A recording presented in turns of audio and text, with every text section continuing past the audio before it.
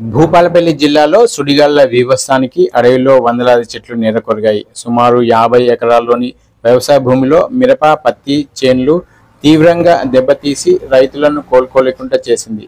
పలిమెల మండలం లెంకలగడ్డ సమీపంలోని అటవీ ప్రాంతంలో ఈ సంఘటన జరిగింది.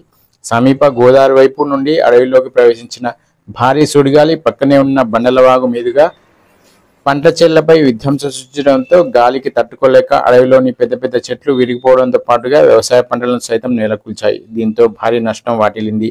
సుడిగాళ్ల దాటికి నేలకూలిన అటవీ ప్రాంతాన్ని ఫారెస్ట్ అధికారులు సందర్శించి జరిగిన విపత్కర పరిస్థితి మూలంగా దెబ్బతిన్న ప్రాంతాన్ని పరిశీలించి నష్టాన్ని అంచనా వేస్తున్నారు.